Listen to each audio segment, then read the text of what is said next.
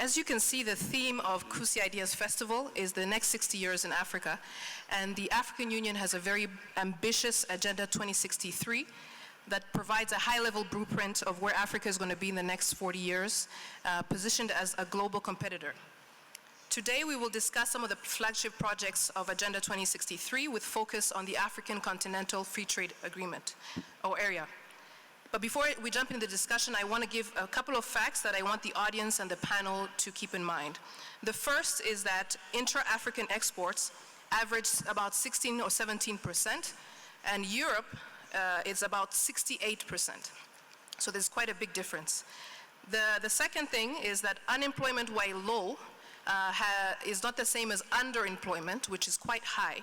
And as we see that 10 million young Africans join the labor market every year, this is a very important fact to keep in mind.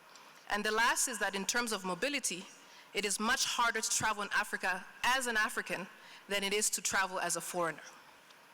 So, keeping this in mind, the AfCFTA hopes to change this and was created to respond to some of these challenges. Starting by visa-free travel between members and eventually an Africa-wide customs union. So I want to start by asking the question to His Excellency Moussa Faki. L'agenda 2063 de l'Union africaine est très ambitieux.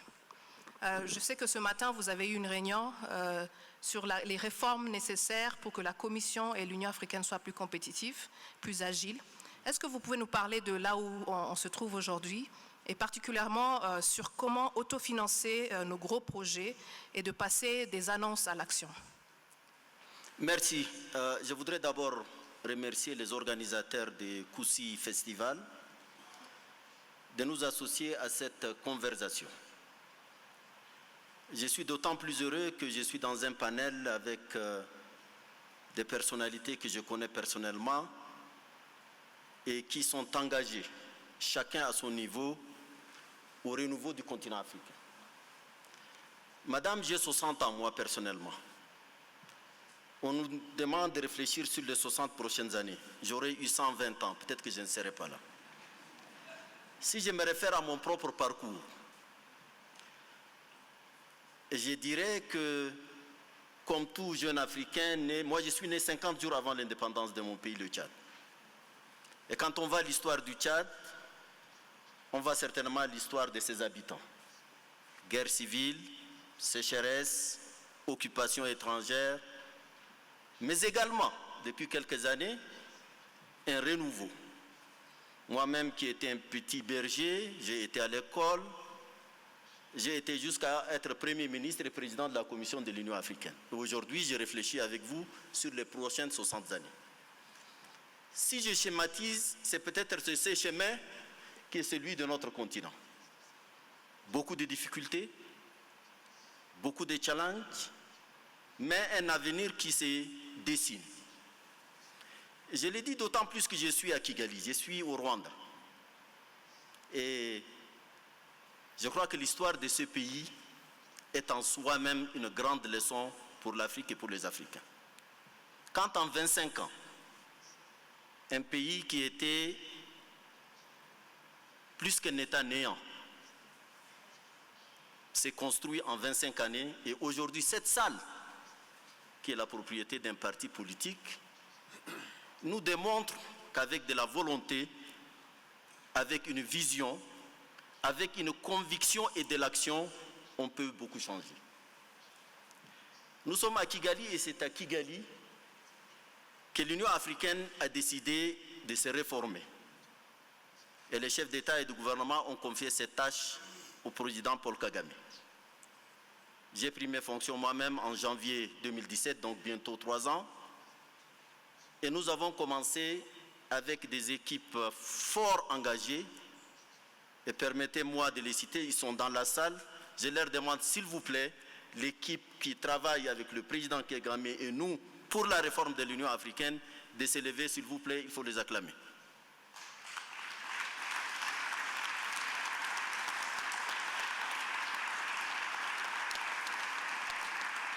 Pourquoi réformer l'Union africaine? C'est justement pour mettre en œuvre l'agenda ambitieux que nous nous sommes donné, l'agenda 2063.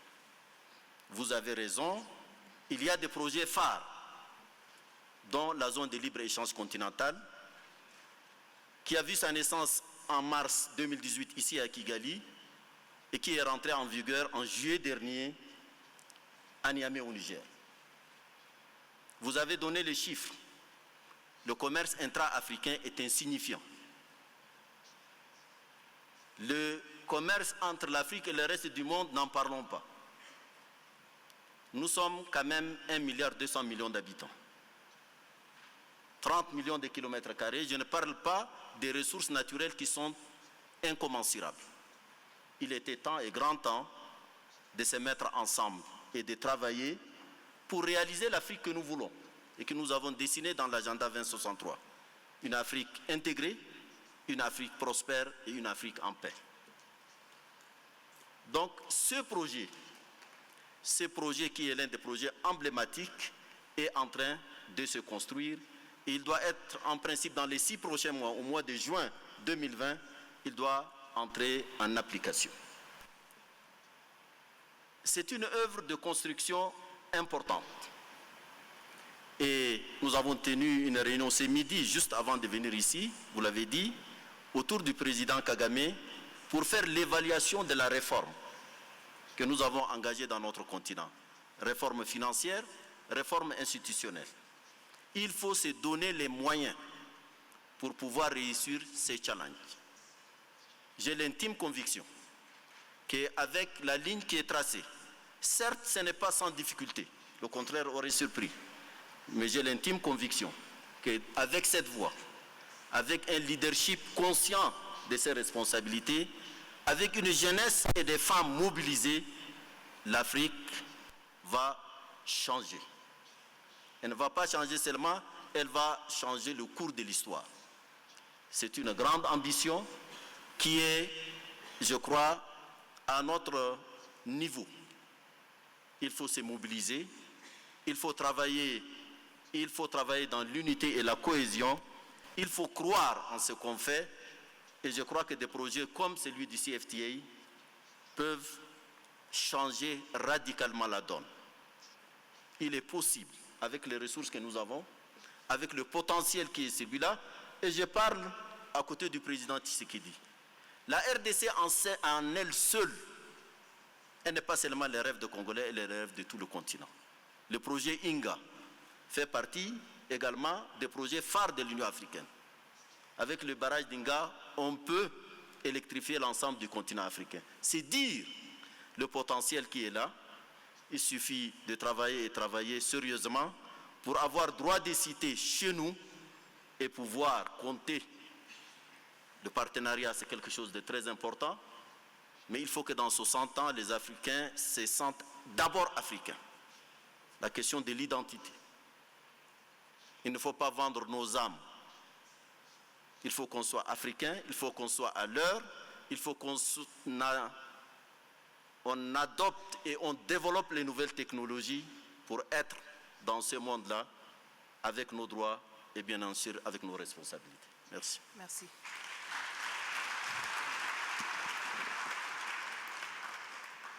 Your Excellency, President Kagame, I think you've been leading the AU institutional reform process.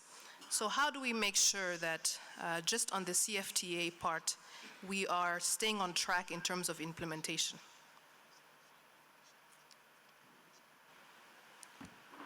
Well, thank you. I think there is a lot to build on, looking at what the chair of the African Union Commission has done and has just said, with the team of the commissioners, and as also he mentioned, the very competent team of Africans he mentioned that have been behind this task and the ideas to reform our African Union. I think we are starting from a good place.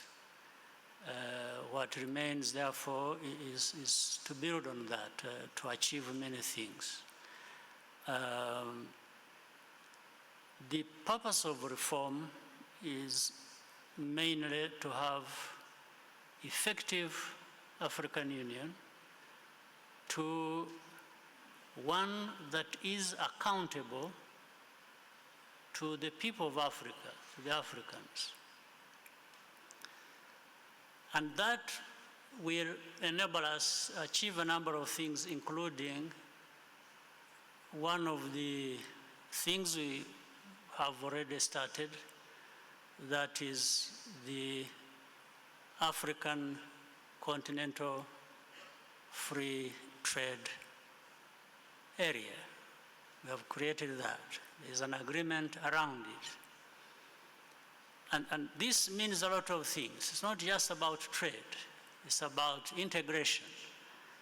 It's about intra-African trade. How do countries of our continent, our people, trade with one another?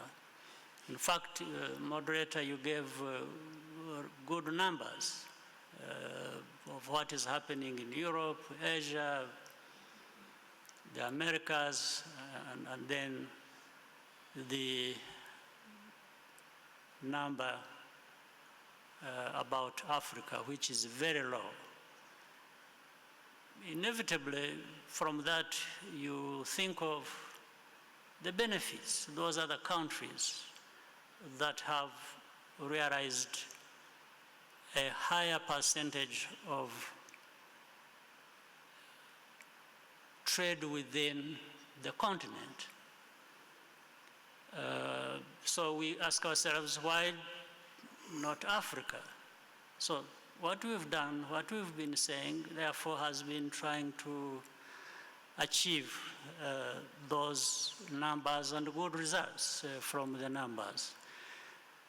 Now, nothing will happen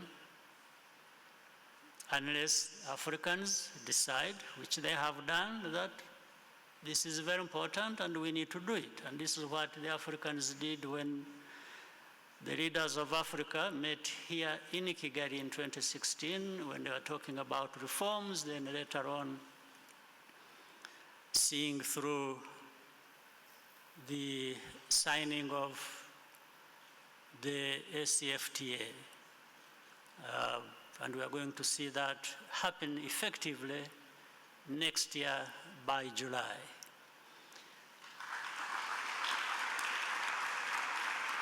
There is a lot of work still to do. There's no question about it. But I'm saying the start is good, the foundation is laid. We now have to challenge ourselves and keep challenging ourselves to make sure that we do those things that we have committed ourselves to doing.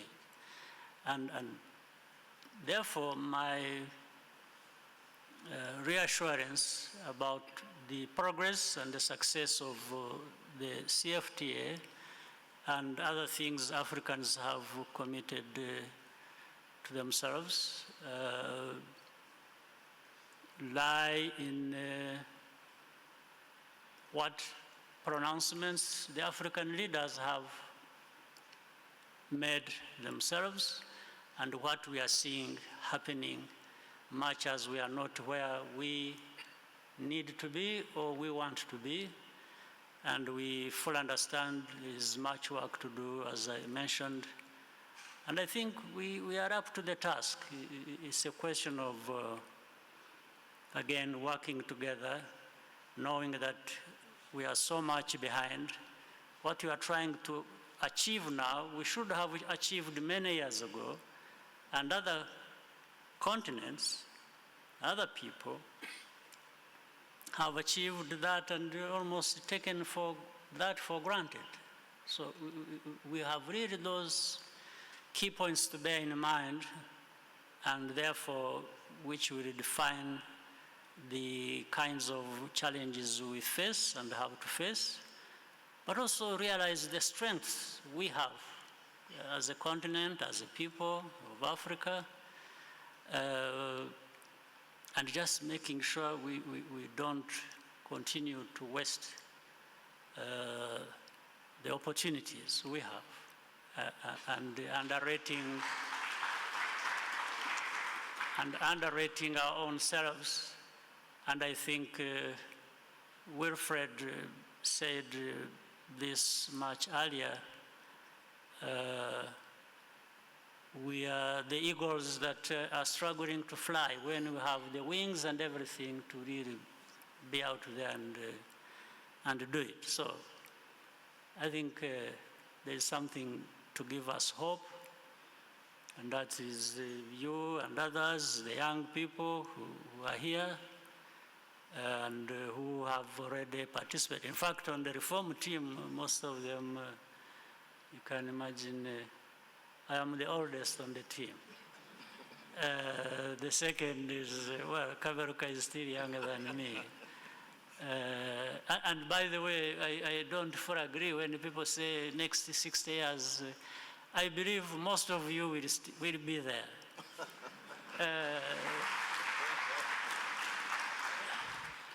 I'm still trying to figure out if I will be there myself. But given the advances of science and technology and all kinds of things, who knows?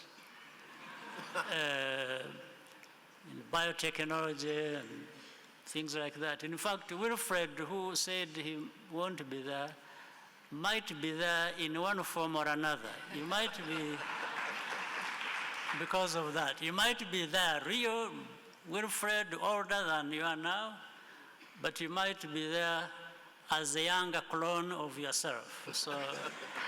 So here we are, and I think Africa is a good place. We can look up to ourselves and say, we will be where we want to be soonest. I think you've already... Actually, I was going to ask a question around innovation. This year alone, 84 African startups have already raised $1 million. And many countries, including Rwanda, are already working on Startup X. And Rwanda is really gambling on innovation. And the goal is to get Rwanda to high income status by 2050. You've attracted international universities, and you're investing in Kigali Innovation City. And so I want to understand, what is your vision for leveraging technology? You've already discussed it around clones, but what is Rwanda hoping to do with technology? Technology has many things it provides to society. First, as an enabler of almost everything we have to do, whether it is, well, even political, social, economic, and so on and so forth. So we from the outset, we knew, we thought this was what it is, and that's how we put it center stage, promoting and investing in technologies of different kinds right from the beginning. And we have seen how technology plays part in productivity, in agriculture, in health, in education, in business, in, name it. So it cuts across everything we are doing. And that's how we prioritize that. But it comes along with many things. It comes with development of talent, of young people, so that around that they can be able to play their part in innovations that lead to solutions of many challenges the society faces.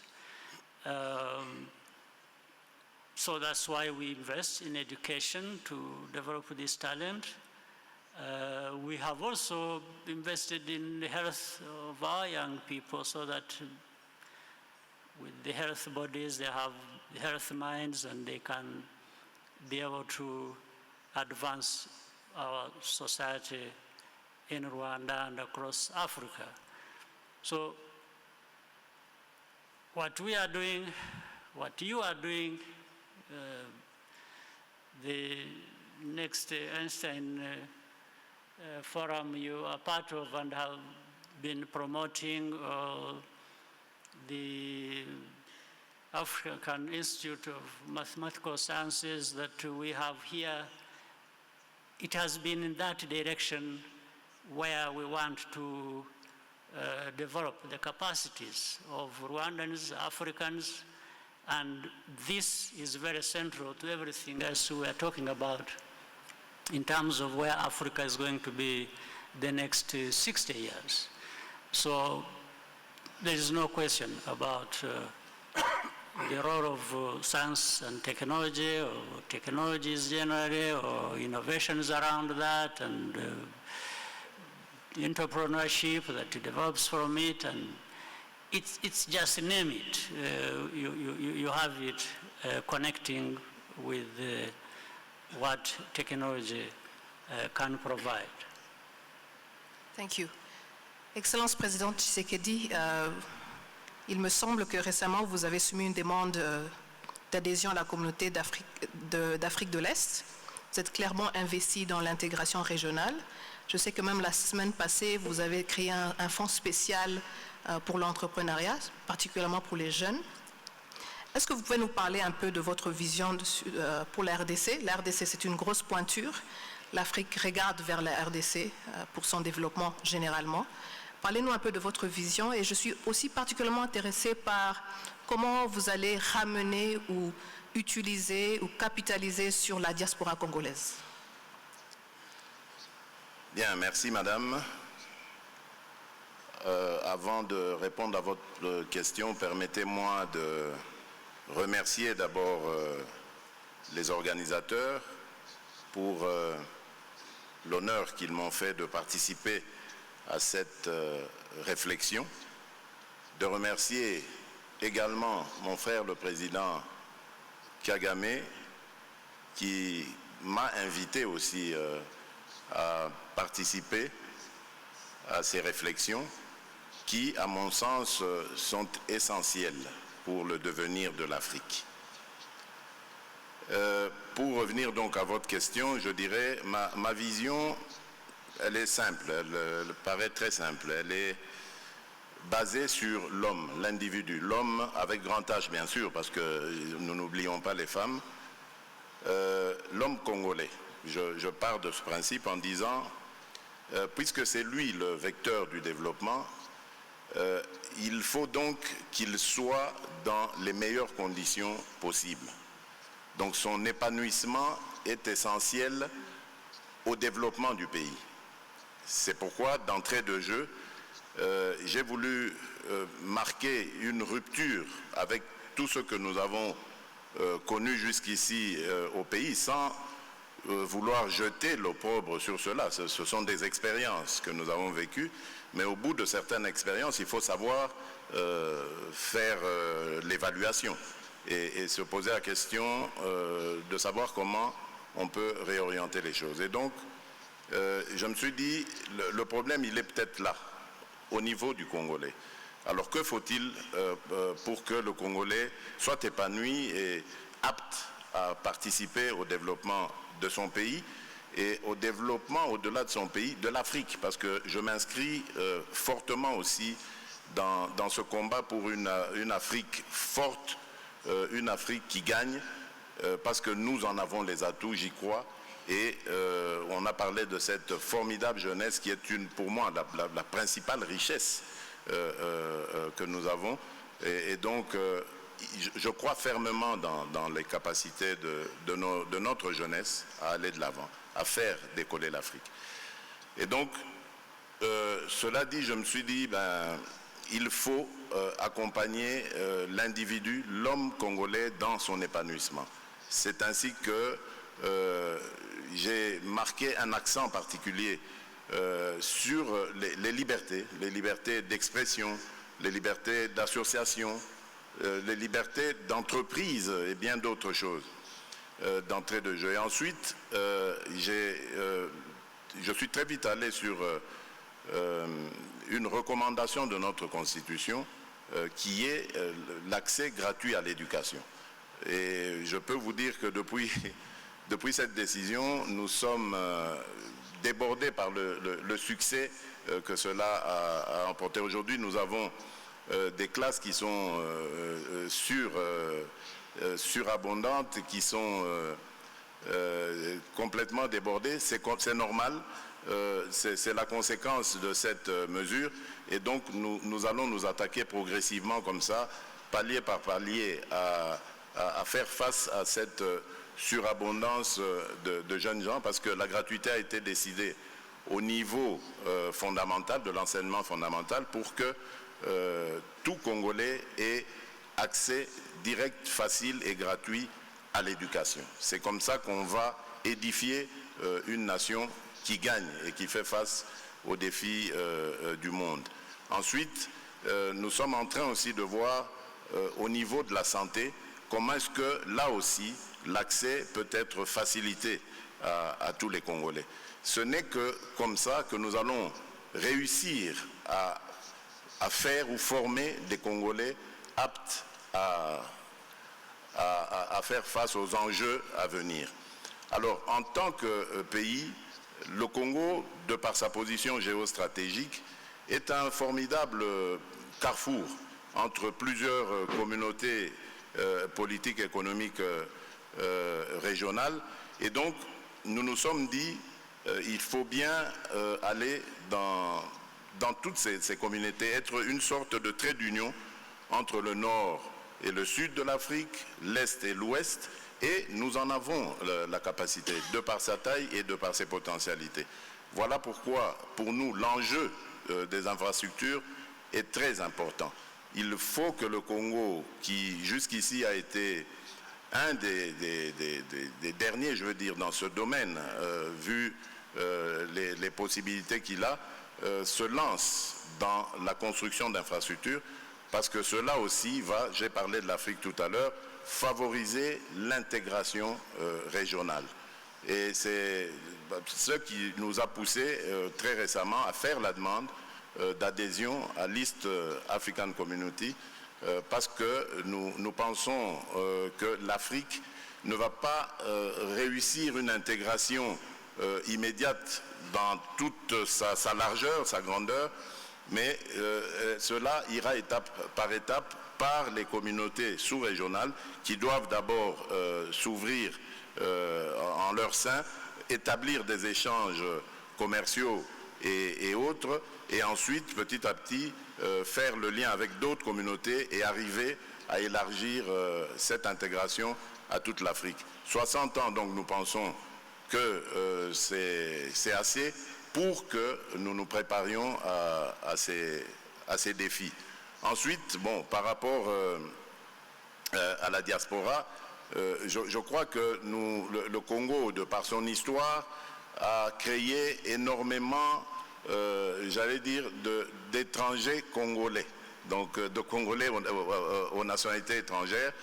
Et c'est aussi là une autre richesse, parce que beaucoup d'entre eux ont été vivre à l'étranger pour X, Y raisons, et ont acquis de l'expérience, que ce soit par leurs études ou par leur profession, et cela constitue également une richesse. Mais évidemment, ils n'abandonneront pas du jour au lendemain leurs activités pour autant, même si on sent qu'il y a cet attachement, cette envie de revenir au pays. Et donc c'est à nous, qui sommes sur place au pays, de créer les conditions attrayantes et surtout rassurantes pour que ces Congolais qui aiment toujours leur pays et qui y sont toujours attachés puissent, je veux dire, arrêter ce qu'ils font à l'étranger et retrouver la même activité au Congo. Mais pour cela, évidemment, nous avons besoin d'améliorer les conditions de vie des Congolais et davantage promouvoir j'allais dire, les lois et toutes les réformes nécessaires qui puissent rendre notre pays suffisamment compétitif et attrayant et ainsi attirer nos compatriotes qui vivent aujourd'hui au sein de la diaspora. Voilà, madame, merci. Vous l'avez bien dit, parce que Ce matin, on nous a appris que l'argent qui revient des diasporas africaines partout dans le monde sont plus, je crois même 10 fois ou plus fort que l'argent que nous venons des aides. Alors il faut qu'on capitalise sur ça d'une manière ou d'une autre. Right Honorable Odinga, I think you are the special envoy for infrastructure. We have a joke where I work that even if you have the greatest broadband network, often you run into a bad road network when you're trying to move goods across countries. I know that you are working on the question of infrastructure, and one of the special projects of the Agenda 2063 is the high-speed train network. So can you tell us a little bit about that? It's a kind of a Wakanda-style dream for the moment, but what's happening to make it come to life? Thank you very much.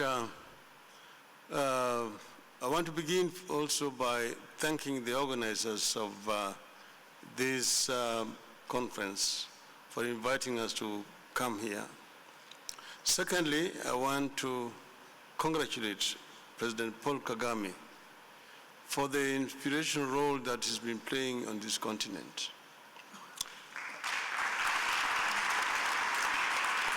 And also for challenging Africans. I remember recently he said that Africans should own their problems, seek solutions to those problems, and write their own stories. And I couldn't agree more with him. Because as this old saying goes, until the lion learns to write, the story of the hunt will always favor the hunter. So the African lion needs to write its own story.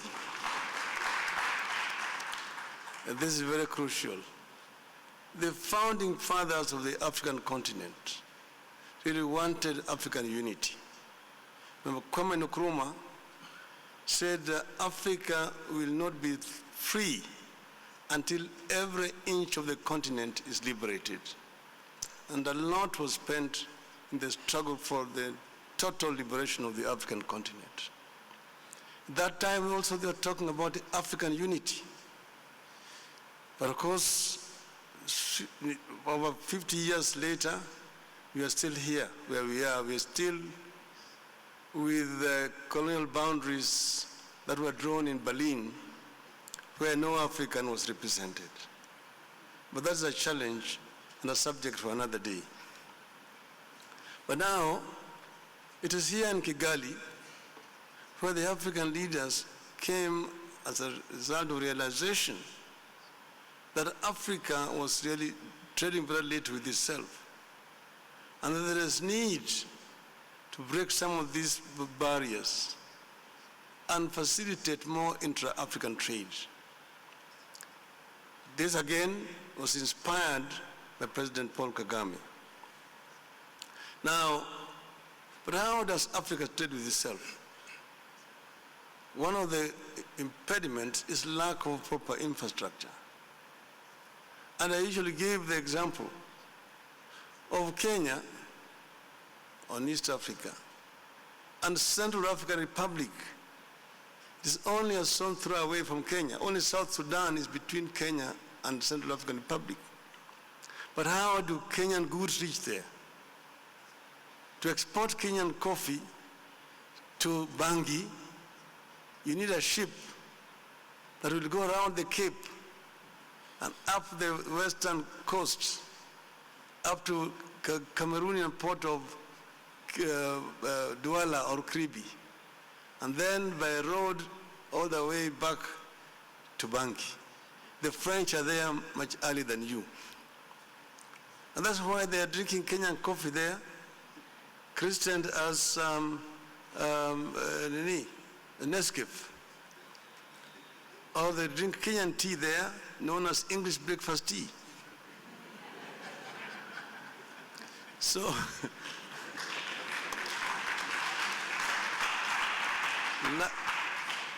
lack of infrastructure. And that is why the African Union, through the agency of NEPAD, came up with infrastructure development that will link Africa. And here we have not only the high-speed railway that you're talking about, but first the continental highways. And then we're also talking about the waterways. And then we're talking about the open skies, the air transport in the continent. And finally, the high-speed railway network. Right now, we have about 9 intercontinental trans-African highways that have been identified for development. The Cape to Cairo, the Tripoli to the Cape, Dakar, Cairo to Dakar, Dakar to Lagos, Dakar, N'Djamena, then N'Djamena to Djibouti, Lagos to Mombasa, to mention just some of them. And then there is, of course, the continental high-speed railway network, which will help the transportation of goods across the continent.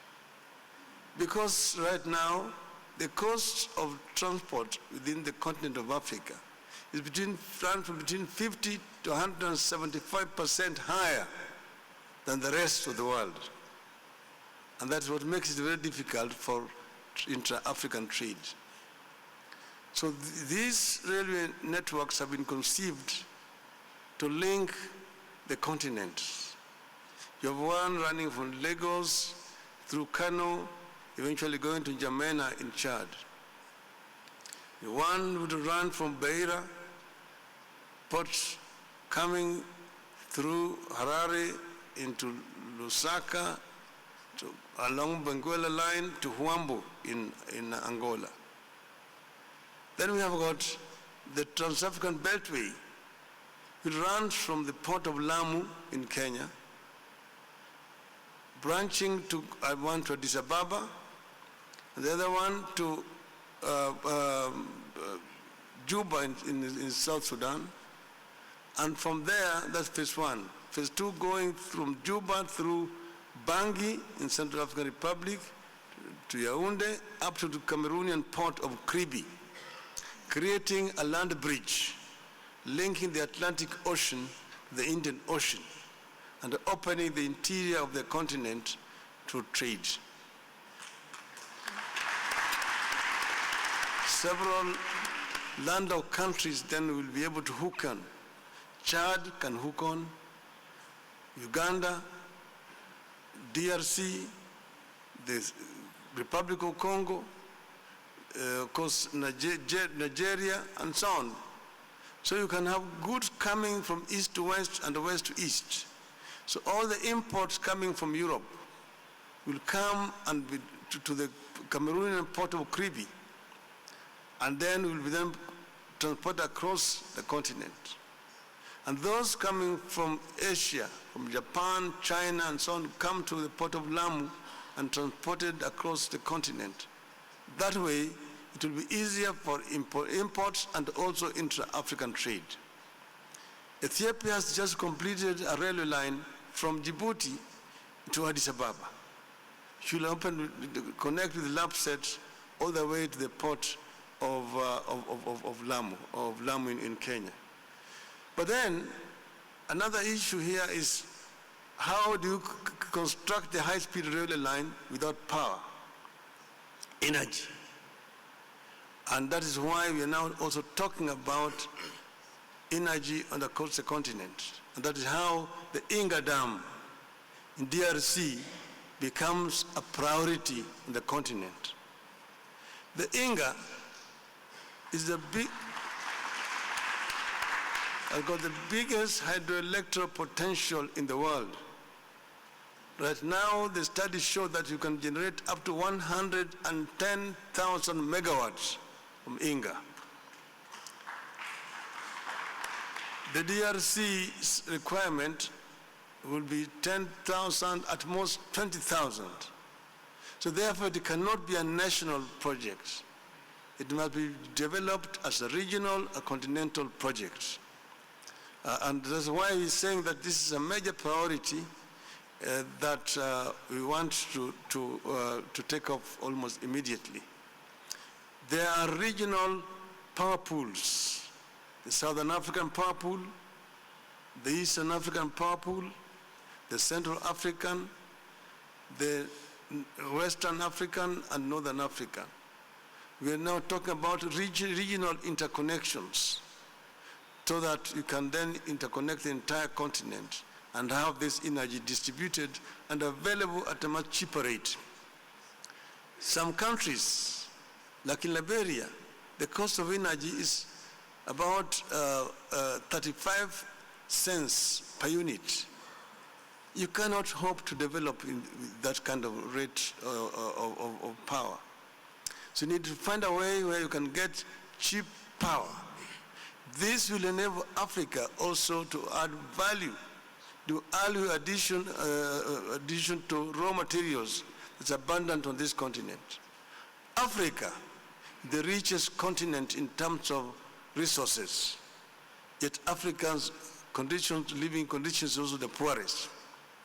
This paradox is what we want to resolve, so that instead of exporting iron ore, we'll be exporting steel. Instead of exporting copper, we'll be exporting copper cables. Instead of exporting bauxite, we'll be exporting aluminum, finished goods, or sheets, or channels. Most of the raw materials will leave this continent as processed products, and that will create jobs for the millions of the African youth who are impatient right now, are unemployed. Thank you. We want the African land to roar, and we ensure this is the time for the African land to give a message to the Asian tiger. Thank you. I think the question that's difficult to answer here is, how do we do that within our political systems? And I want for all of the panelists to hold that question when they're finishing off later, to explain how we make sure that these important projects are not stopped by regional and geopolitical issues. But I'll keep that for later. I'm going to give the hardest question to the woman in the room, because that's what we do. We answer hard questions. No pressure. So we were studying at the Next Science Forum how to develop without protecting industries. We look at the big companies that have been able to go across the continent and been very successful, have been protected. And I know that you have been working with the EU and other partners on a lot of digital economy projects to be able to spur African economies forward. And the question of digital infrastructure is another question. But how do we make sure that we're moving within the digital economy to creating industries that will be able to employ the 10 million young people that come onto the market every year? So that's a tough question, and I'll give you a little bit more time to reflect on that. Thank you very much. Thank you. I would like to maybe start by thanking the Kusi Ideas Festival for inviting me here, the Aga Khan Nation Media Group, and of course, Your Excellency, President Kagame. I think two things I would start with, and then I'll add a third in the end. The first is ideas. And we have, as a continent, I think, to be the continent of ideas. And that means in 60 years, and I'll link this to your question, in 60 years, we must be the continent that delivers ideas for the world. We must be the continent that delivers a prosperous world with our ideas. When we talk about the CFTA, essentially we're talking about trading ideas. Today, Africa's share of world trade is 3%. It means essentially that we have 3% of the ideas of the world. A prosperous Africa in 60 years cannot be a 3% ideas Africa. So the first thing that we will have to do, I think, is have Makerere University be the center where we start sending people back to the moon.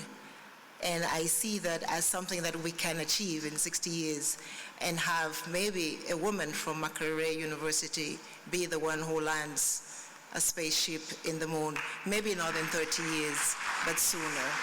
So I think that first is the most important. We will stop going to MIT and Harvard, or we will have MIT and Harvard come to Cape Town University and see Carlos, or go to the University of Boya where we have artificial intelligence, but we do need to create a knowledge economy first of all. And I think that is the essence of the CFTA. When you look at the data, when we do not buy from each other, it means we are not buying each other's ideas. When trade is at 3%, if the ECOWAS trades at 12% intra-African trade, it means that we only value each other's ideas by 12%. And so that is going to be a really important part of it. And that links to the very critical question you've asked about how you ensure that you can protect the ideas and the technology. I think as we leap into the fourth industrial revolution, and I was just talking with the patron of the fourth industrial revolution for our continent, Strive, who is here with me today, and we were saying that, you know, we talk a lot about the fourth industrial revolution, but you need the information, you need the ideas, but as well you need the policy environment to be able to make that happen. A critical issue around the policy environment is going to be, first of all, that our countries legislate that there is a sense of usage or interoperability, so that somebody in Algeria can talk very seamlessly to somebody in Luanda or to somebody in Zimbabwe on the same platforms. And I think that what the CFTA is doing as part of its accompanying infrastructure is providing that platform. And we hope that when we meet, when the leaders meet in February, they will be able to endorse what we're calling the digital strategy for the continent, which would allow for interoperability. In terms of protection, I think something very interesting. I was talking with the CEO of Mara, and Mara is the first phone that is being produced on the continent, and it's being produced in Rwanda and South Africa, so we have to, I think when we talk about going to the moon, we're already producing phones here. But the glass screen on the Mara phone is from Dow Corning Chemicals. I don't know how many people know Dow Corning Chemicals, but they have the intellectual property right for that glass screen. They've had this IP for almost the last 30 years. It is the best in the world. So even as we make the phone on the continent, we still bring that input from external, from outside the continent. We can actually produce that here. They cannot yet get cobalt from DRC. Unfortunately, President Tshisekedi, we need you to give us the Inga Dam, we need you to give us cobalt, we probably need you to feed us. So we're giving you a lot of work, but that is, I think, the importance of what the continent can do. And I think in that space, we do need to begin to develop this property rights protection. So it's not so much protecting industry as it is protecting the assets of industry, as it is ensuring that industries are productive. And I think that when we start looking at, you know, how do you lay the cables? What is the facilitation and the investment process that you need to put in place for the investment that we need to happen? Then we start talking about improving the doing business environment. Again, Rwanda is a leader in that. DRC has also been a leader in the doing business and continues to be. Africa is in the top 10 countries. I think this year, Togo went up 40 points in doing business. So we're getting there. So I think when people talk about protecting industry, I think what we first need to do is start by protecting the environment in which business exists and business performs. If we do that, we have gone 60% in protecting industry. Now, the second part about how do we protect our local industry is essentially buying ideas. If we rather buy a drug because it's called X from India as opposed to buying the generic from Kenya, we are voting not to protect our industries and not to create those jobs. So again, I think that what the CFTA is doing is saying, when we talk about the African Continental Free Trade Area Agreement, we're actually saying, not that we don't want to trade with the rest of the world, but that first we want to build a supply chain within the continent that will allow us to capitalize and leverage on what is happening across the continent and then take it out. And as we do that, and I think an area where most of us in the room, as President Kagame was saying, maybe we will all be existing again in the next 60 years. Just recently, a new technology was developed which allows us to be able to bring back the smell of flowers that are extinct. This is being done in laboratories in California. And we also know that even in Guinea-Bissau, there are now scientists that are figuring out how to cure malaria at much cheaper rates. So California is figuring out how to bring back the scent of flowers. This is really great. Guinea-Bissau is figuring out how to cure malaria. And I think that gives you a sense, first of all, of the importance of technology, but of the fact that we're already doing amazing things on the continent and we can do better. But then we need to, first of all, value what we're doing ourselves. Again, that is protecting industry. But the third part of that question is the second segment of the African Continental Free Trade Area Agreement is going to be dealing with competition policy, intellectual property rights, and e-commerce trade. And I think that when we put those things together, again, the leaders have to come together as they have come together in the CFTA to say, what kind of competition policy do we need across the continent to ensure that we can actually deliver for the jobs that we need? What kind of industrial policy do we need? Europe today has just gotten together and created one intellectual property rights agency so that we can ensure that we protect the knowledge and the ideas of the continent. Maybe as we go forward, this is what we need to do. And finally, all of that will not be able to happen if I think we don't have a confluence of three things. That is peace, governance, and leadership. And I think on the peace side, we cannot but be happy. In 2 days, we're going to be, the Nobel Prize for Peace is going to go to an African. And I think that this is another step forward. The Prime Minister of Ethiopia, of course, is going to be getting the Nobel Peace Prize. But we are still far away from getting a peaceful continent. And I think we do need to get that peaceful continent. One way of getting that peaceful continent will clearly be that we probably need a few more women in leadership, maybe a lot more. But we do need a few more women in leadership. And the governance of it, I don't think you need that much to protect industry if you have good governance. And we cannot build an Africa in 60 years that puts a man on the moon, that makes Makerere University the university of reference, or the University of Sudan the university of reference for the world, if we do not have the right governance frameworks to put that in place. And I think with the CFTA, for infrastructure, for education, for science, that is what the CFTA is hoping, and that is how we will create the jobs.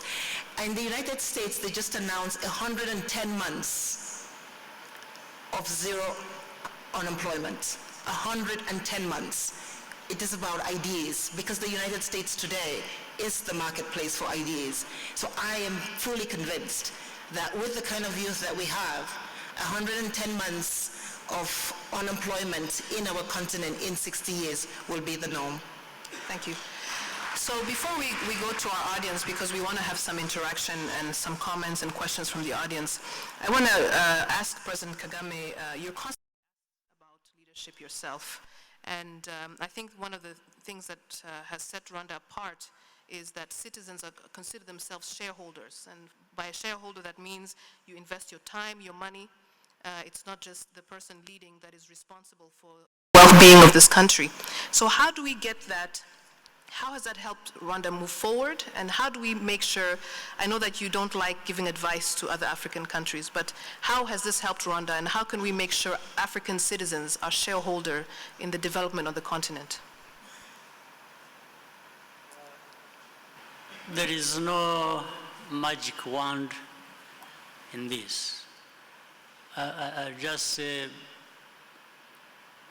in our case, the progress that has been made can be referenced on the simple fact that, yes, we put people at the center of everything we are doing, meaning rally people together around a common cause, and that is their stability, their development, and of course there has to be a vision they contribute to and participate in making sure that they get to where they want to be. And, well, I'm saying this, it's simple really to say it, to define everything you want. It's very simple. The most difficult thing is having it done and seeing the outcomes of that, and therefore moving in the direction people have said they want to see happen. So It's rallying people around a common cause, understanding of what the challenges are that they have to deal with. That necessitates having a clear vision in which they have participated and contributed to. And inevitably, the third is that elephant in the room, which is called leadership. The leadership makes sure that these things come all together to give people what they want. So we've, in our case, the modest progress that is made here in Rwanda, we can look back and say it's because some of it by luck, some of it, but luck seems to go where people are trying something. When you are trying something, then luck comes your way. So I think, so we've been trying really to make sure that we understand our problems, we take responsibility for them, we do our best, but always bring in people, let people be part of it, and explain to them. We've told the people, every part of communication we try to do as leaders in this country has been simplified. People have to understand what you're talking about. You put it in the simplest language, their own language, and then relate that to their own needs in the basic life they live. And once you succeed with one project or with one step, the rest keep coming. And all you need to do is how fast you move, but I think it happens that way. So people, vision, leaders, and but maybe something else. You have to believe that your place is up there, not here. Yes, people have to believe that, and they have to believe they have in themselves what really is required. Even if you have a small part to play, somebody else plays another small part, together it becomes a big thing. So this is the way we think it has worked, and maybe should work for us. And for others, I'm sure maybe they have done it the same way or differently, but if we keep working together as Africans, I think we can find ourselves making very good progress. Thank you. So I know I had a comment from Achaleke, who's a senior partner and chairman of McKinsey Africa. As President Kagame likes to say, we have to make sure Africa is sitting at the negotiation table, not on the menu. So, Acha, do you have something to say in this?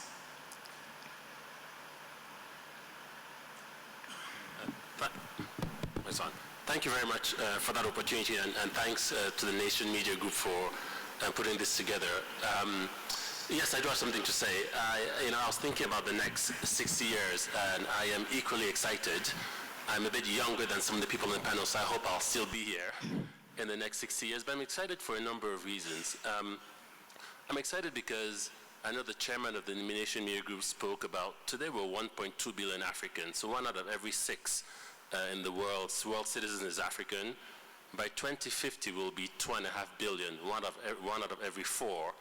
By the turn of the century, we'll be 4 billion, 1 out of every 3, right? So if you add, 60 years, that's about 2079. We'll be roughly 30% of the world's population in Africa. Just imagine that, 30% of the world population. Now, what does that then mean, right? That means, one, we can be the labor force for the world, right? Where will all the nurses and the doctors and the mechanics and, labor-intensive manufacturing come from? It'll have to come from here. In addition to that, that means we'll have to, we are going to feed the world. We have 60% of the unused arable land in Africa, plus 30% of the population, right? We're going to have to feed ourselves and feed the rest of the world. Again, huge opportunities.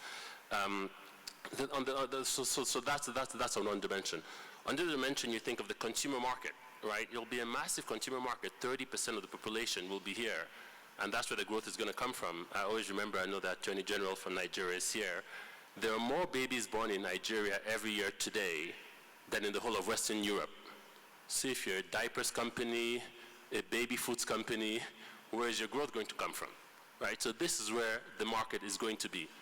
Now, I think we've spoken a lot about the opportunity to realize that, there are some things we're going to have to do differently, right? One, we're going to have to educate people very differently, right? We need to really scale up education and be very innovative to make sure that, all these people who are coming into the labor force are actually educated.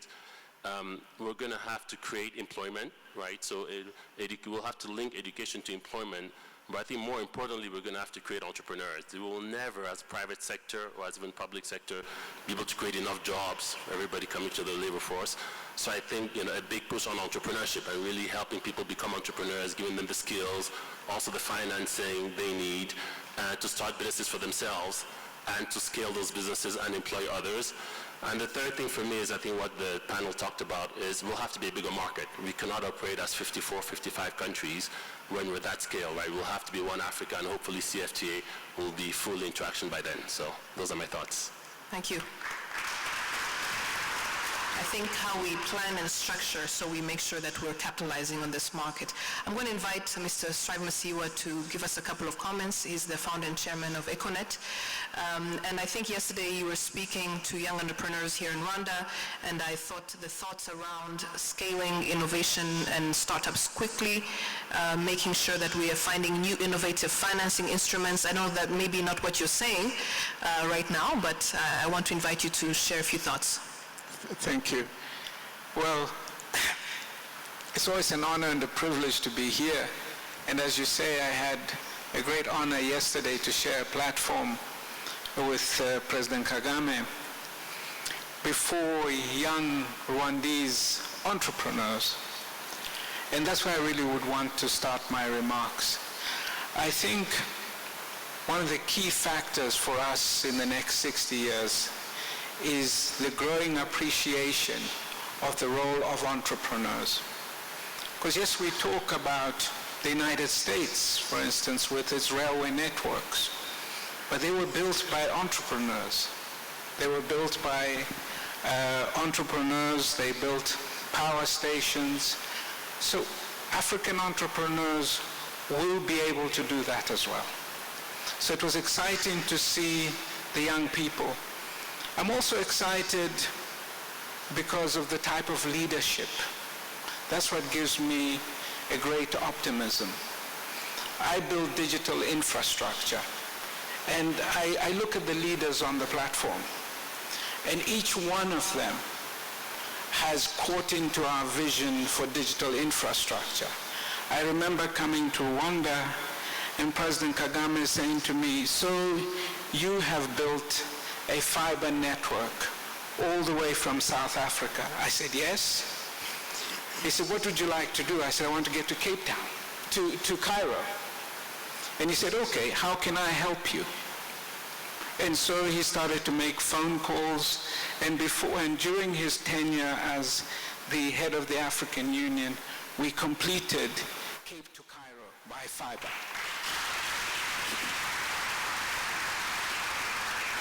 And the new chair of the African Union, not to be left behind, he called me one day. We sat in his office.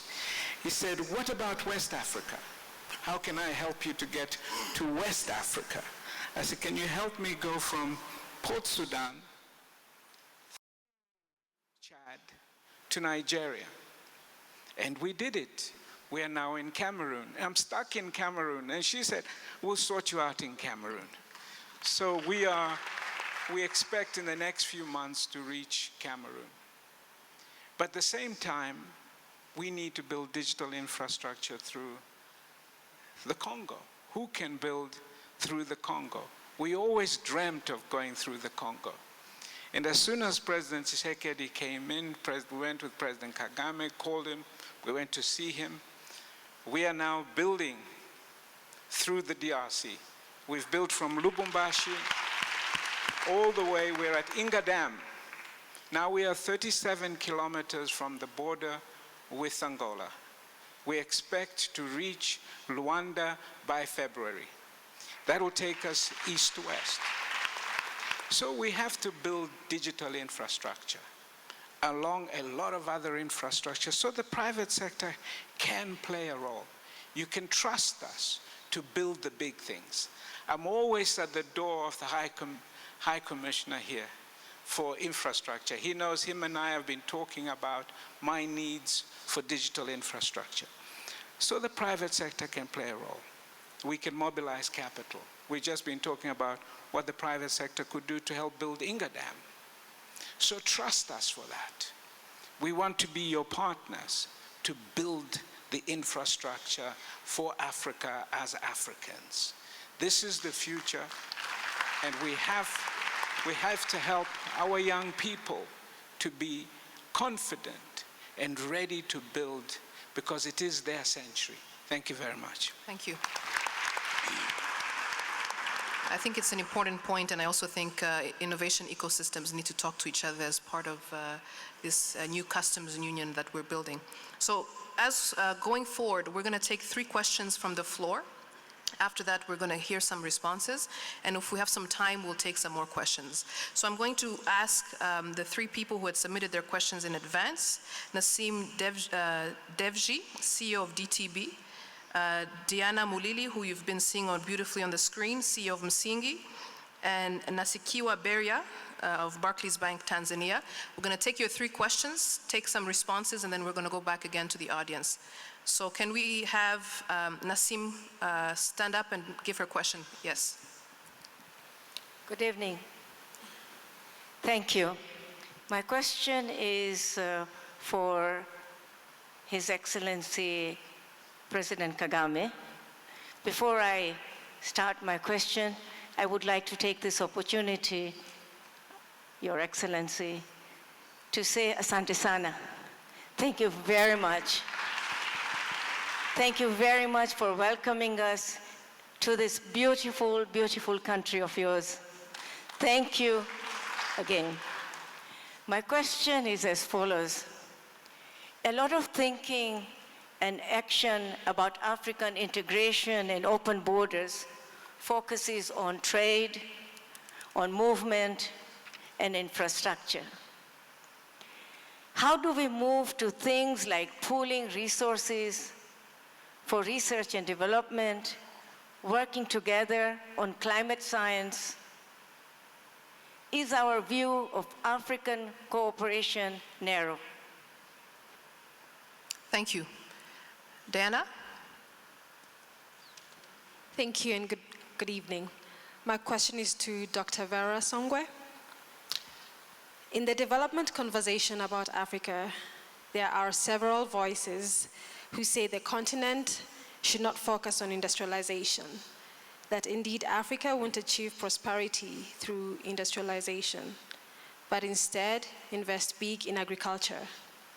I'd like to know your opinion on this, and what do you think are the building blocks that we should focus on? Thank you. Thank you. Beria, I hope I'm saying that well. Nasikiwa Beria. Good evening. My question goes to His Excellency, President of Democratic Republic of Congo. So with over 12.9 million inhabitants, and Kinshasa being one of the French-speaking cities, do you think spearheading Paris with 10.1 million speakers, do you think this is a problem? And do you also think that French will be shifting to DRC and Africa in general? Thank you. Okay, very interesting question there. So we'll start with President Kagame responding to the first question. Well, continental free trade agreement we have reached as Africans and the area we are creating should not be all about integration. Trade is very important in and of itself, We want to see Africans trading with one another, but we don't and should not stop there. In fact, the integration part we are looking at also is much broader than that. In fact, some of the things you've mentioned, whether it is in research or, well, let me give you a quick example. Trade stands out, is talked about by everybody, it benefits people visibly, real time. But one example that is also important, which we could do on a much bigger scale, for example, we have an education institution here. Say we have a university from the United States that has set up its campus here in Rwanda, Carnegie Mellon. And what we did initially when it was coming, it was a discussion between Rwanda and Carnegie Mellon. But as it developed, we said, well, this actually should serve Africans. It shouldn't just be Rwandan, Rwanda benefiting from Carnegie Mellon. We want to have students from across Africa. And that's what is happening. So that is bringing Africans together. We are having many young people. Yes. The other day we were opening their campus, and we were having even a discussion with the students.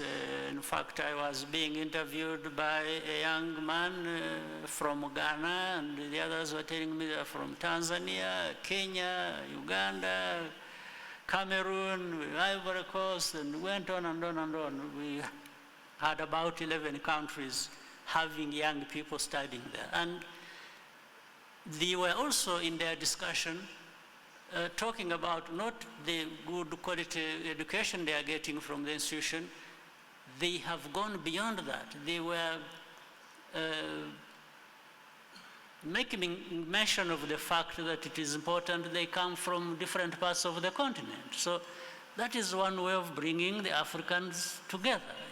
It's about education, it's about anything else. And so our idea of integration and issues around CFTA are not narrow. We want it to be much bigger than that. We want to build on that. We want more than that. So I think you are very right to actually bring it up so that it is clear, because in most instances it isn't very clear to everyone. People may think that trade is just about, selling, but there are many other things associated with that. For example, free movement of people.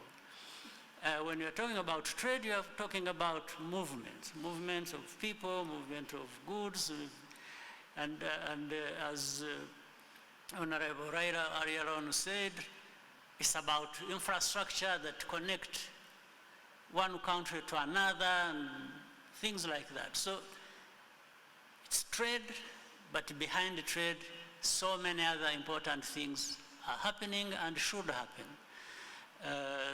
But we need to bring it out very clearly. In fact, sometimes people don't even see this, and that's why they think when you're talking about integration, it's just one thing or another. So we need to understand the depth and breadth of it all. So it's up to us again. Thank you. Thank you, Dr. Sangwe. Thank you. Now, I see Agnes Kalibata here, Minister of Agriculture. If you go back maybe 10 years, 2008, 2007, Rwanda at the time was a net importer of rice, food. And today, I think Rwanda has already met its rice needs and is exporting rice. And the answer to your question then is, we do need to do agriculture, industrialization, and services. The GDP of Africa today, 51% is services. Services is essentially ideas again, but a lot trade, logistics, and I think that is where the CFTA begins to power the whole sort of process of where does growth come from. I think we say that no continent has ever developed without being able to feed itself. So we do need to feed ourselves, but as we develop, agriculture will become a lesser share of our GDP by definition. Now I think the big conversation that we see in the world today is between the US and China.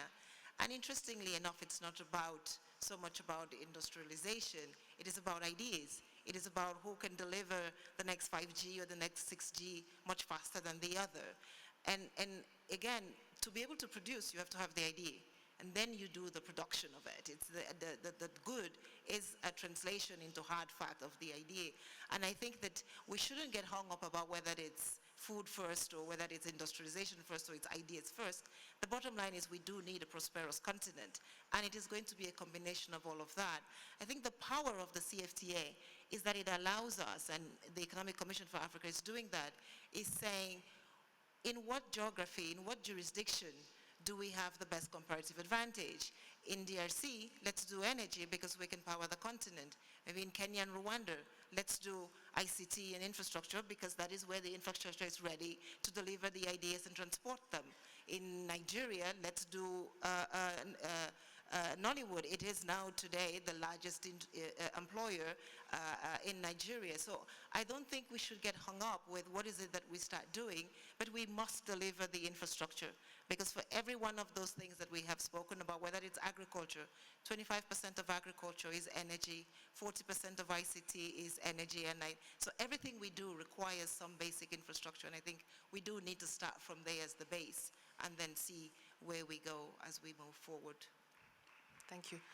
Je crois que la question pour le président Tshisekedi est à l'envers. Je crois que si Kinshasa en 2080 sera le grand mégapole du monde, on va devoir apprendre le lingala, pas le français. Mais je vais vous laisser répondre à cette question. Bien, merci pour la question. Kinshasa, c'est vrai, c'est 12 millions d'habitants, un peu plus peut-être même en ce moment. Mais le Congo, c'est plus de 80 millions d'habitants et c'est 80 millions de francophones. Bien entendu, c'est un pays qui fait partie de la francophonie et en tant que tel, nous avons le devoir, la mission de promouvoir la langue française. Nous sommes le premier pays francophone au monde et cette position nous permet évidemment de le faire. Oui, je crois que lorsque nous allons davantage accentuer nos échanges en Afrique, entre pays africains, la langue française sera aussi promue, il y aura une promotion de celle-ci.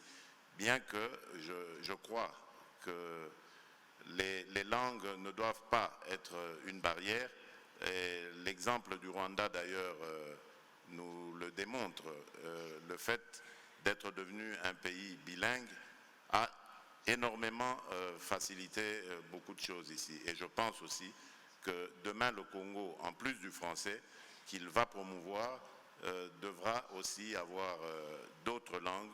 Je pense à la langue swahili par exemple, qui est une langue africaine là, et qui pourrait servir de véhicule entre nos cultures. Parce que, comme l'a dit le président Kagame, il n'y a pas que l'échange économique, commercial, il y a aussi l'échange culturel et les langues en font partie.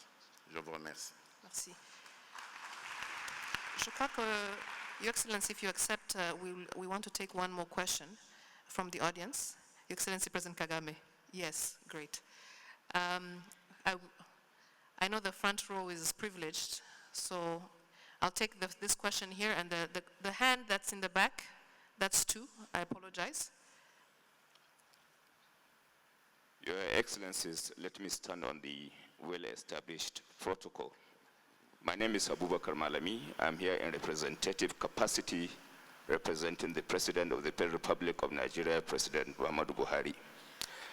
I have listened with very keen interest, fundamentally on the way forward as it relates to the Africa, the next 60 years in Africa. Arising from the deliberations and discussions, we have identified knowledge economy, artificial intelligence, and delivery of ideas as answers in African development, of course, with particular reference to a support by policy environment. But to my mind, I think there are major challenges that constitute a major hindrance to the African integration and indeed having in place a policy environment that can allow for flourishing of integration in Africa. The issue of corruption is a serious setback. Prevailing conflicts within the continent is equally a major setback. If we are talking of infrastructure, for example, infrastructure passing through Nigeria, Chad, perhaps down to Southern Sudan, for example, a lot of belt of conflicts along the way. So if you are talking of road infrastructure, for example, something that could have been concluded within a year might take 10, 20, 15 years, arising from the impossibility of penetration of the infrastructural development along the belt. If you are talking of corruption in its own right as well, an infrastructural development that might cost $1 billion could arise from the multiplicity of corruption, chain of corruption along the line might cost much more.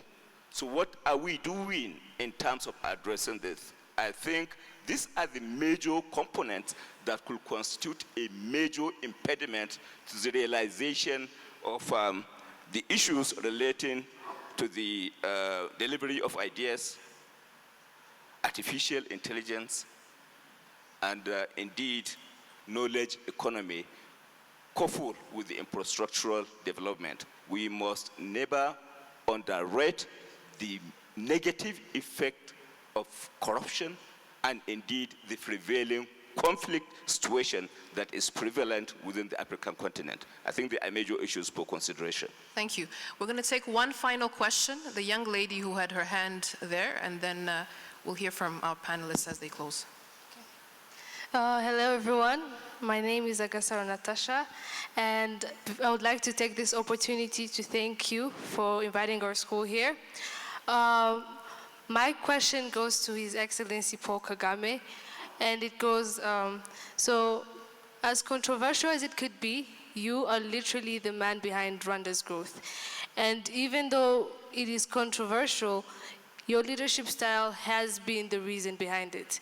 Now my question is, how and what leadership style would you recommend to help fathom this, the next 6 years in Africa, to make sure that this, that it happens faster, and what leadership style do you think is going to be most effective? Thank you very much. Thank you. So before President Kagame answers that very important question, I would like to ask Son Excellence Moussa Faki sur la question de la corruption et and the silencing of the guns. On vient de parler de ça. Je crois que tout le monde sur le panel peut parler de ça, mais j'aimerais que vous commenciez à répondre sur ça. Comment répondre à la question de la corruption? Deuxièmement, comment we silence the guns? Ça, c'est la question. Merci. Je voudrais rappeler que ici, on se projette pour les 60 prochaines années. Déjà au niveau de l'Union africaine, dans le cadre de l'agenda 2063, c'était à l'occasion du 50e anniversaire de l'OUA, un agenda a été rendu public et qui est une projection sur les 50 prochaines années. C'est vrai, ici on dépasse de 17 ans encore. Qu'est-ce qui est retenu dans cet agenda? Une Afrique intégrée. L'intégration, elle est physique, il faut des infrastructures, comme l'a dit le Premier ministre Raila Odinga. Elle est par les nouvelles technologies, comme l'a dit Strive, elle est par l'énergie, elle est par le commerce, elle est par l'innovation, elle est par le brassage des étudiants, que ce soit à Kigali, à Lagos ou à Dar es Salaam. Une Afrique prospère, la prospérité n'est que le résultat d'une situation d'intégration où on met ensemble tout notre potentiel pour pouvoir la réussir. Le troisième axe qui a été retenu, c'est qu'une Afrique en paix. Cela me ramène à la question du thème qui va être en 2020, qui est celui des terres les armes en 2020. L'année précédente, le thème retenu par l'Union africaine, c'est la lutte contre la corruption. Et le président Mohamedou Buhari, le président du Nigeria, a été désigné par ses pairs comme le champion dans la lutte contre la corruption. La corruption est un phénomène extrêmement grave, surtout dans un contexte comme celui de l'Afrique. Il est lié également à la fuite des capitaux du continent africain vers l'extérieur.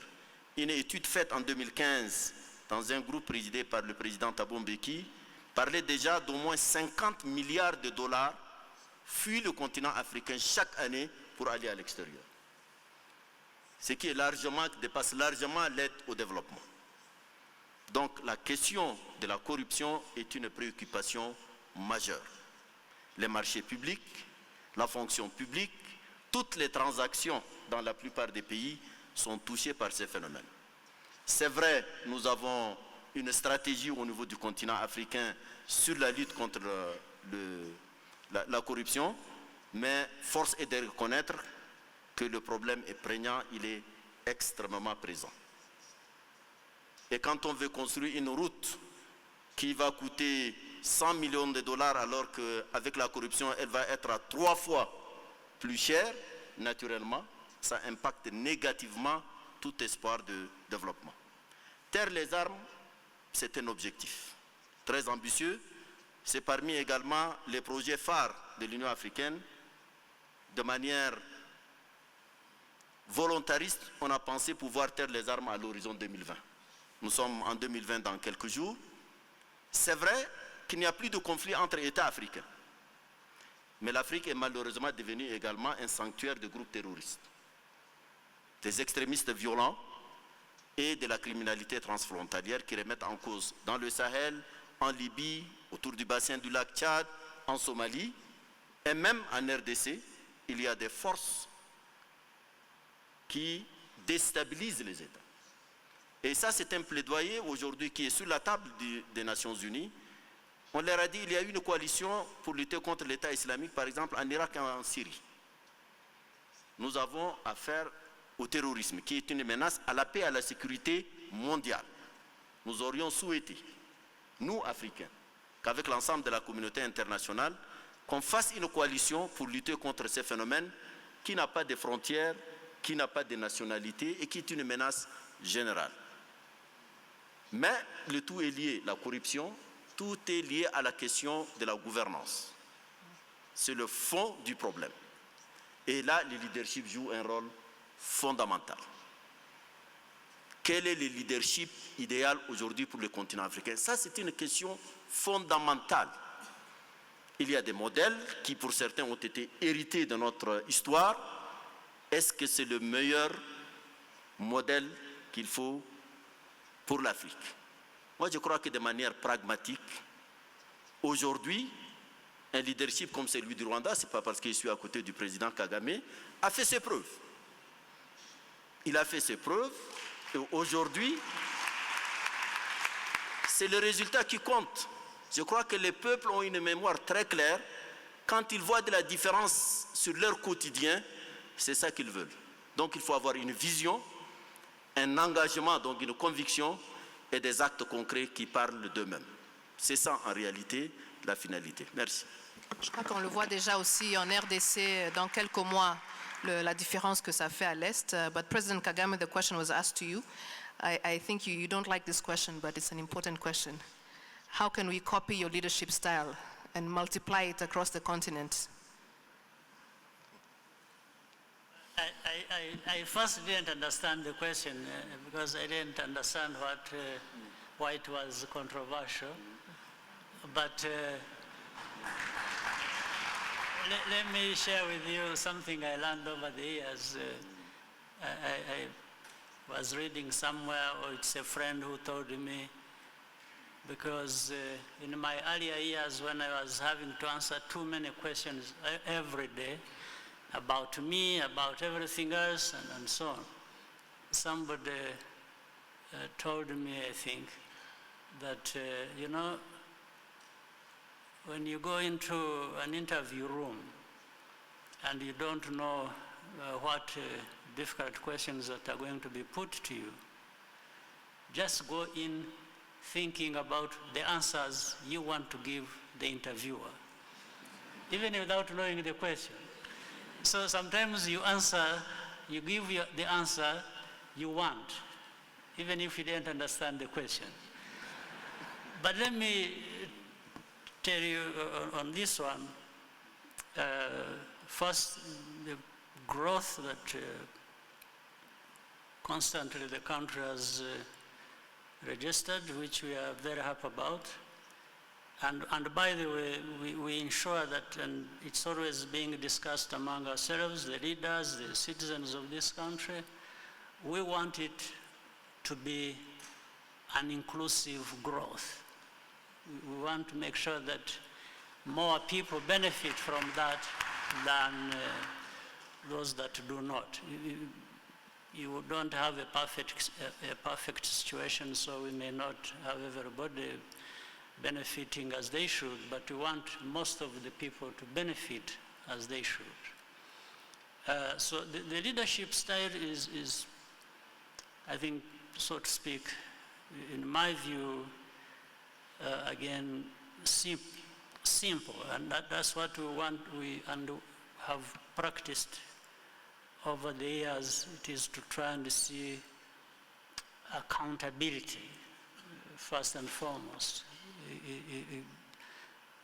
As a leader at any level, the task must be, well, indeed, to lead. You lead people in doing things that benefit them and allow them to be better in their lives, in their living standards. But you want to make sure that also people are doing the right thing and they are not trying to benefit themselves at the expense of the others. So you try to bring some level of accountability to ensure that. So the style is around that. Are we together? Do we understand the challenge? Can we work together to find a solution? In the process, we should hold each other accountable, and then we proceed. Thank you. So to close off this panel, I'm going to give each panelist 30 seconds to envision the next 60 years, or until 2063. I'm going to start with the Dr. Songwe in the order in which they were called. 30 seconds, I hope we can do it. Merci, je vais parler en français cette fois-ci. Il y a 50 ans, les États-Unis ont mis quelqu'un sur la Lune. J'imagine et j'espère que d'ici 20 ans, quand nous reviendrons ici, un de jeunes qui est dans cette salle serait quelqu'un qui va nous remettre dans la Lune. Rappelons-nous qu'il y a deux choses qui ont engendré le progrès dans le monde. C'est les guerres et la vision et le rêve. Quelqu'un un jour a eu le rêve de dire on va mettre quelqu'un dans la Lune, il l'a fait. Donc pour vous les jeunes aujourd'hui, ne rêvez pas sur 60 ans, rêvez sur 10 ans, visionnez et croyez en vos rêves. Thank you. Right Honorable Odinga. Well, the Americans went to the moon a long time ago.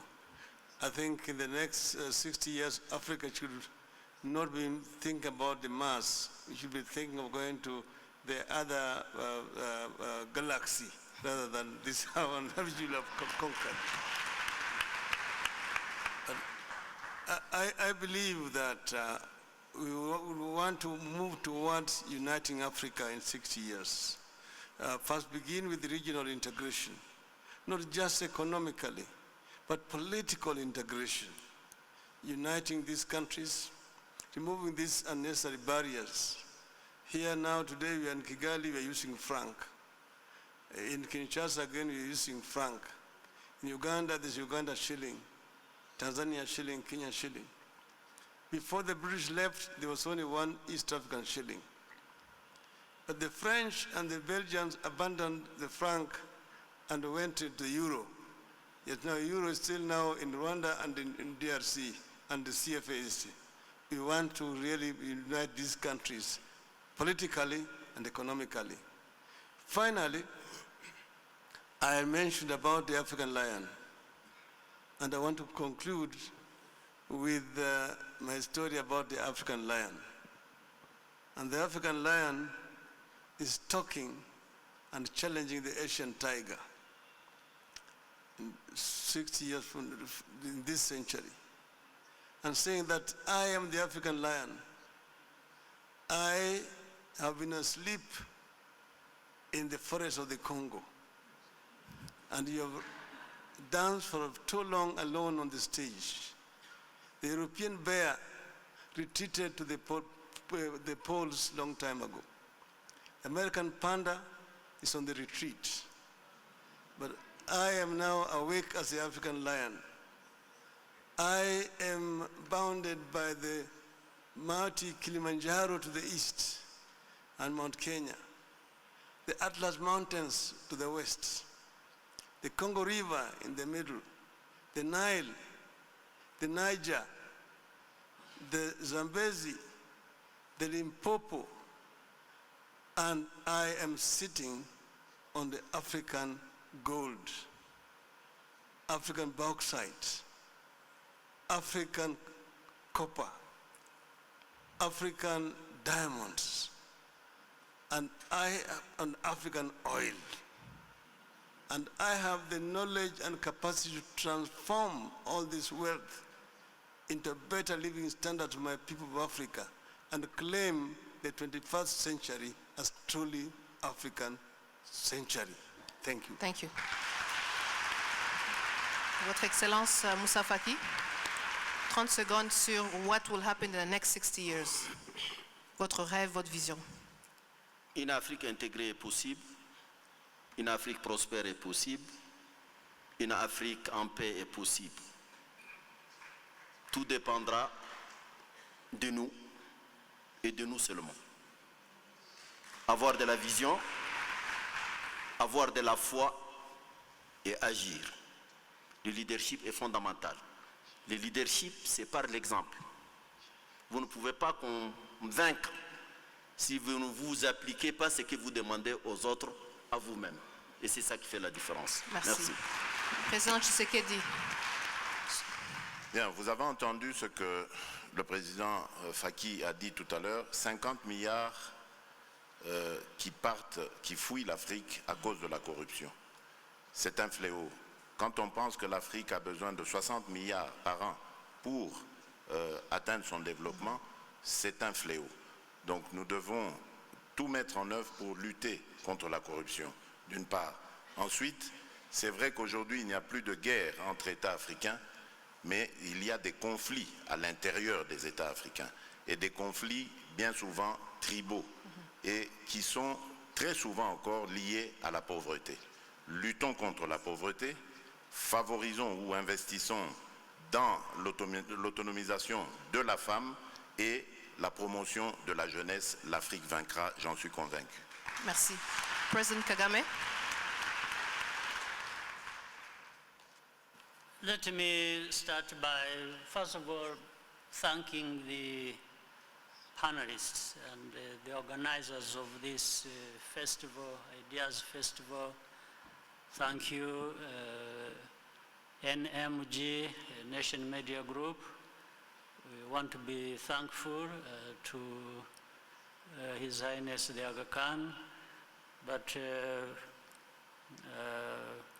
Madame Vera Songwe, Honorable Raila Odinga, His Excellency President Tshisekedi, His Excellency Musa, the African Union Commission Chair, and yourself, moderator, and the audience. I wanted to be thankful that you gave us the honor of hosting you in our country, in our capital, and to also participate with you in discussing the ideas that can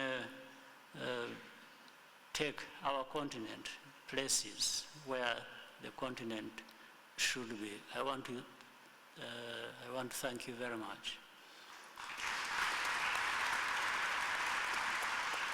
And for the question, I think I borrow from what Vera said, for avoiding the risk of being misunderstood. Earlier, people, when they see 60 years, the immediate thing that comes to their mind is that they want to be there at that time. So we can break it into 20 years, and by the time we find ourselves covering 60 years. And in any case, where we want to see the continent, many things have been said by colleagues. It's about prosperity, it's about good governance, by the way, which also addresses to a great extent the problem of corruption, which is real, that we must address, no question about that, because what we lose through corruption is a lot, and the figures have been given. So good governance is an issue, and then, of course, continuing to invest in our people, especially our young people, so that they carry this continent to the greater heights that where it should be. And one of the things, I won't keep talking about going to the moon or to Mars or beyond.